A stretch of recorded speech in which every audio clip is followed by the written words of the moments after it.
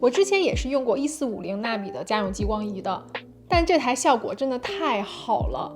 目前只用了1周，明显出油量减少，毛孔缩小，长期使用的话，你的痘印甚至痘疤都有改善。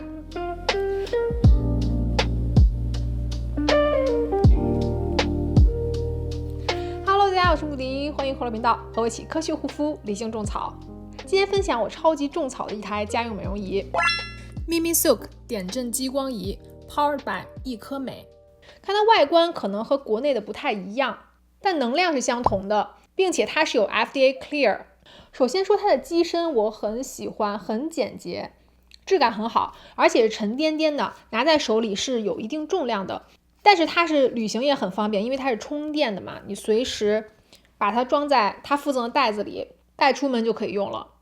看到上面它写不同的区域的名称，像额头、眼尾、脸颊、上唇、下巴，它是一个智能分区的护理，能量时间都是帮你调节好的，操作很简单，而且激光类都是不需要凝胶的，洗完脸全脸一扫就搞定，后续也没有任何耗材了。MimiSilk Iris 很多人也管它叫磨皮机，用完一段时间确实有换脸的感觉，肤质整体都提升。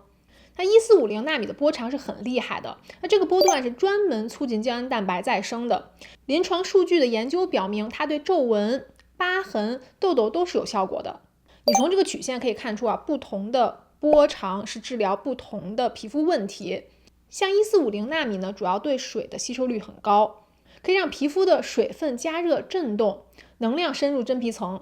这个机器深度可以高达600微米，启动皮肤的自我修复机制，激活成纤维细胞，促进胶原蛋白的新生和重建。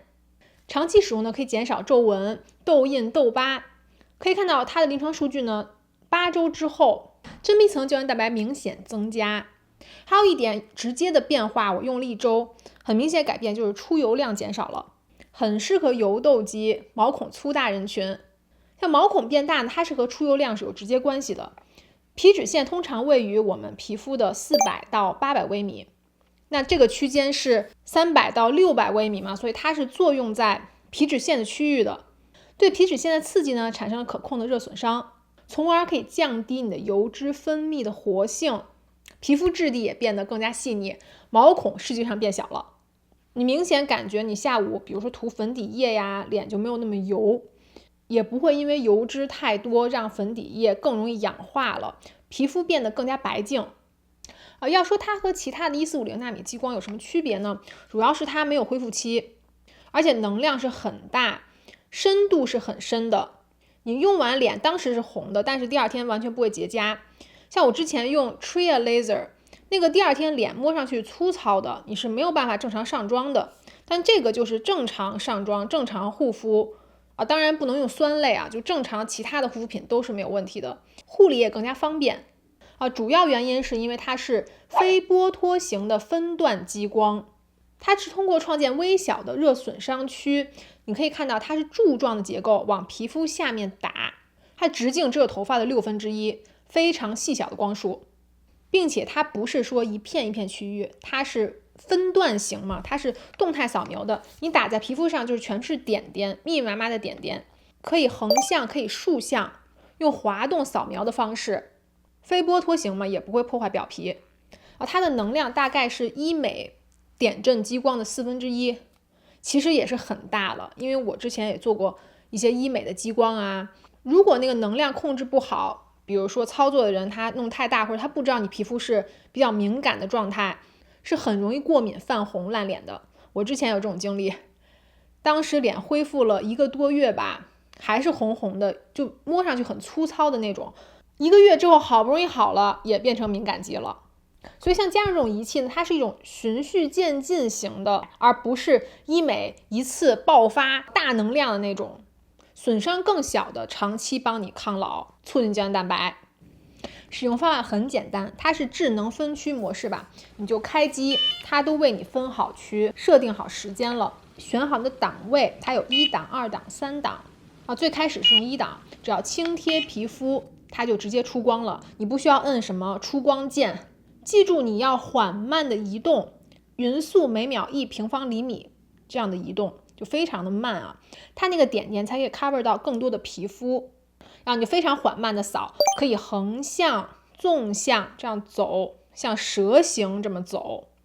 如果你每个区域呢重复扫了也是没关系的，只要在设定好的时间内重复进行 Z 字形的扫描是安全的，因为它都把时间能量帮你设好了嘛。一个区域做完以后，它会提示你换到下一个位置了。像眼角、眼尾还有脸颊，因为是对称的，它所以会提示2次，就滴滴跟你说换到下一个位置，你就从左脸颊换到右脸颊继续操作。它不同的档位时间是不一样的，但全脸最多不会超过8分钟。像档位越高呢，它的强度越高，同时治疗的时间也越长。脖子也是可以用的，注意就避开甲状腺的位置就好了。你可以在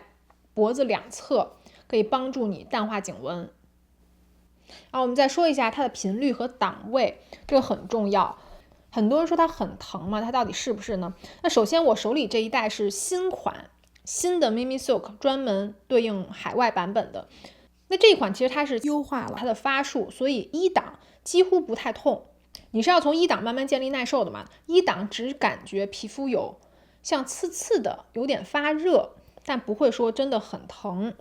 它1档它已经对皮肤的暗沉、白天帮你抑制出油很有帮助了。尤其男生我觉得也会很喜欢1档，因为男生通常出油量很旺盛嘛。不管你皮肤有没有痘痘，你用1档都很有感觉。稍微减少点出油量，你皮肤也会看起来更平滑，不容易出状况。像2档呢 Level 2， 它的热感就会更明显了，你当时使用脸是会泛红的，但是你过半小时呢基本就消退了。这一档我会感觉有点像针扎的样子，但也还好，不会说不能忍受。它就很适合你有毛孔粗大、有痘印这一类人群，这个效果就更明显了。然后第3档位呢是更深层的刺激你胶原蛋白，对皱纹会有更好的帮助，减少皮肤松垮，增加皮肤弹性。长期下来，如果你能接受的话，用2档、3档是最好的，能量高，深度也更高一些。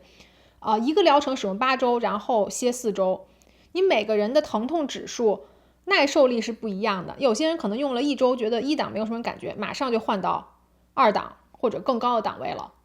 这个就看你自己耐受能力，你能接受什么档位，你就往更高的能量走。